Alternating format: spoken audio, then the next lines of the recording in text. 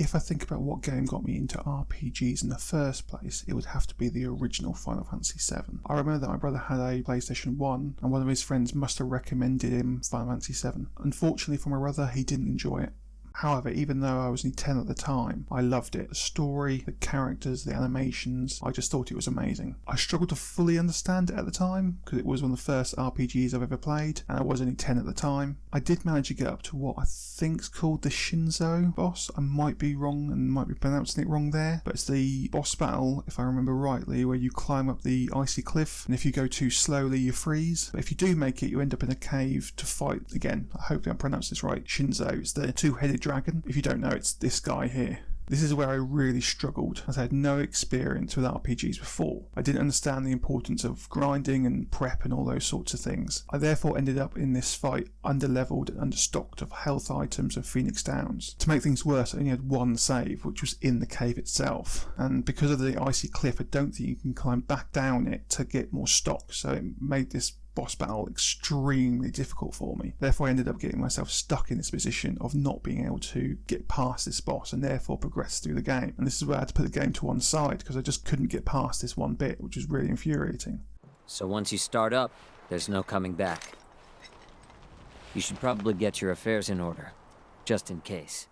So I have to be honest, I've never actually completed the original Final Fantasy VII without cheating. I ended up borrowing a cheat disc from a friend, which basically maxed out all my levels, making the rest of the game and all future fights basically a cakewalk. However, the important thing here is that it actually brought out my love of RPGs, story and narrative driven gaming. So when they announced they were doing a remake, I got very excited to be able to replay the world and story that I first got my love of RPGs from. I know that Final Fantasy VII Rebirth is now out. I haven't yet played it, but I love the remake game so much I couldn't help doing some videos on it.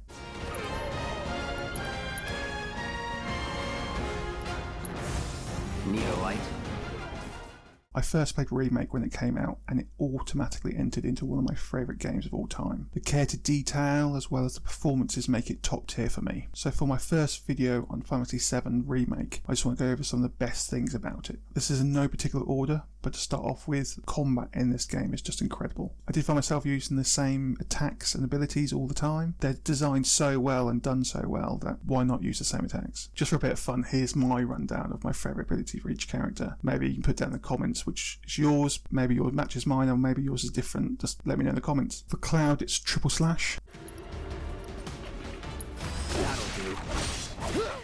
For Tifa, it's Star Shower.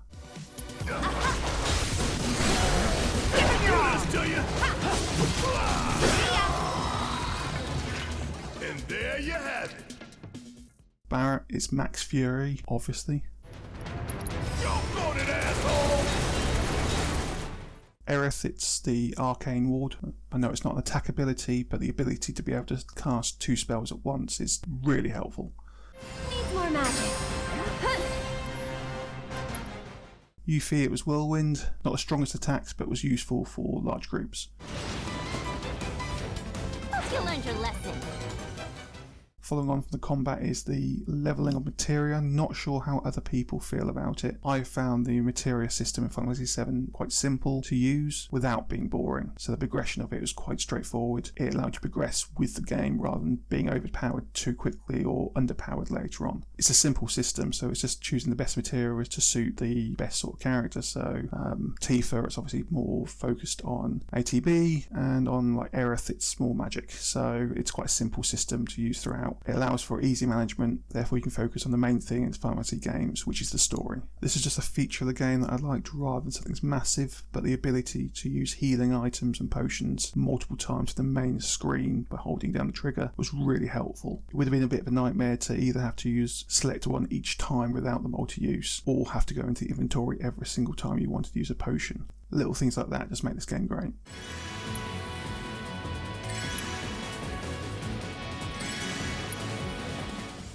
The nostalgia this game brings back is just beautifully done. For example, when you first hop on the bike, it just brings back a lot of memories from the original game, as this was one of the highlights I feel that I had from the original Final Fantasy VII. However, I would say that I found it a little bit hard to control the bike at first, therefore the combat was a little bit hard, and because of this it pulled me out of the nostalgia feeling for this section a little bit. However, I still love this section, as it did really bring back some memories from the original Final Fantasy VII. Solo's having fun. How can I not? Suit by villains, a young couple thrust together by fate, race through the neon street night. Get off. The same can be said for the Condor game from the Yuffie DLC. Obviously it's like the tower defense game. I know some people hated this section in the original Final Fantasy VII, but I loved it, and I felt it was a real shame that there wasn't more sections like this in the original game. Therefore, playing Condor, while the game is slightly simple, once you get used to it, it did bring back a really good feeling of memories from the first Final Fantasy VII, and it's something I hope to feel when playing Rebirth, whenever it's released or if it's released on PC.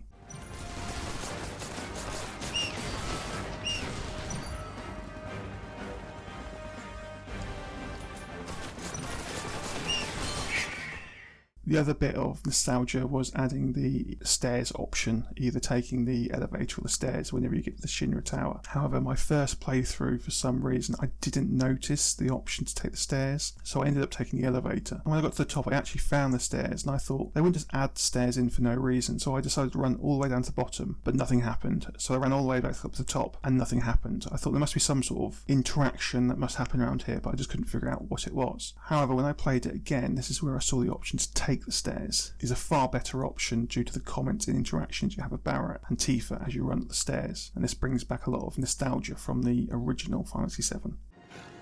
But tell me, these stairs, are these stairs ever gonna end? This sucks! I wanna go back!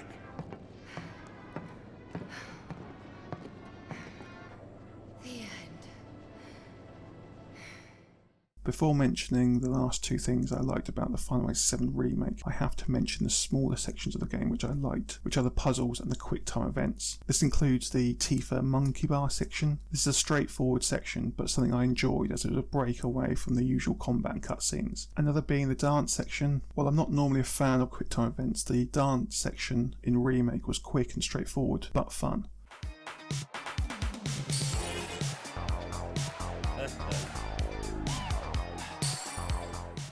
The one puzzle I had to Google to figure out how to solve it, which is the dog section from the DLC. I just couldn't figure out how to get to the end without getting spotted. I'm not going to mention obviously how to do it just in case someone hasn't played that section, but it was rewarding when you figured out what you needed to do.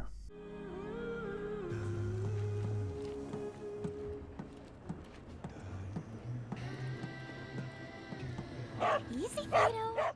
One of the biggest elements of Final Fantasy games is the bosses, and there are plenty of them in Remake. From the Spider Sentinel at the beginning of the game, to the Sewer Beast, to Rufus, no two are the same. They all offer their own abilities, strengths and weaknesses. With a little bit of thought, they all tend to be beatable on the first try, but they all still offer up a challenge. Most of the bosses tend to have a stage system, so get progressively more aggressive with new abilities as you knock down their HP, thereby making the fights more interesting as you don't know what's going to come up next. Some of the top bosses that you confront would have to be in no particular order. Rufus, not a hard boss, but I like the abilities he had regarding the speed, the guns, and the laser. Okay.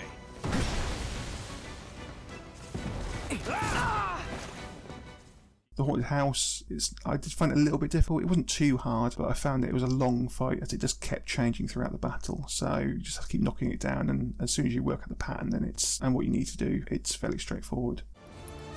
Okay. Now that had to hurt, folks! Are these moves even legal?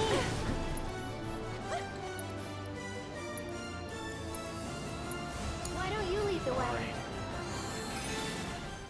And lastly, it's Rude in the church. When I first played Final Fantasy VII Remake, Rude to me was the hardest boss to beat. The second playthrough it was much easier, but I think I found it hard as he just kept dodging, and as you're on your own, it's much harder. You're trying to find time to heal at times. Not sure if anyone else found that with Rude, but I'd like to know if you found it hard or easy. Let me know in the comments.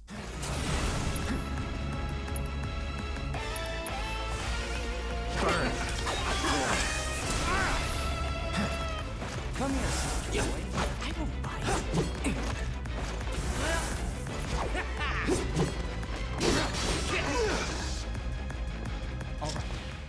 And finally, the best thing I found in Remake was the cutscenes, not just the cinematic ones, but the interactions between characters. It helped build the world and the characters as well as the relationships. Cloud might be the perfect example of this, as he started off as being the quiet character at the beginning, obsessed with money, but as the game progresses, so does his character and his relationships with the other characters, which brings you into the story, making you want to see how their relationships develop throughout. And it's something that I'm looking forward to exploring in Rebirth.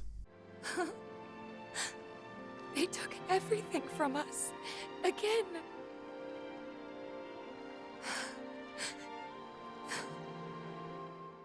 The best cinematic cutscenes in the game has to be a mix between the opening, which obviously brings up nostalgia because it pans the city,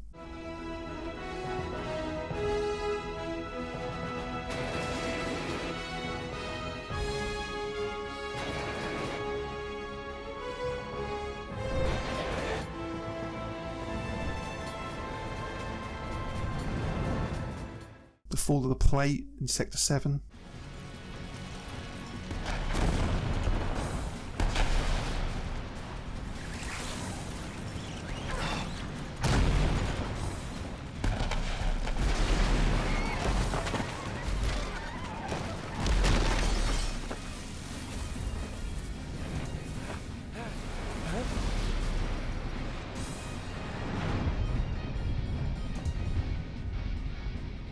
and Cloud's speed attack against Sephiroth at the end. That scene is just brilliant in my eyes, perfectly done.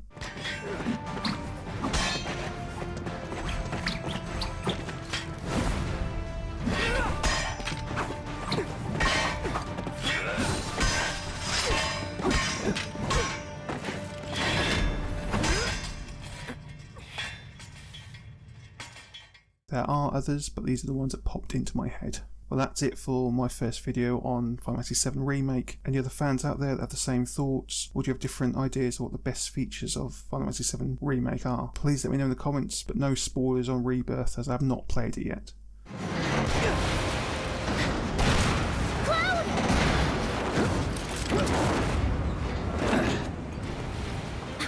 Okay, that was pretty cool.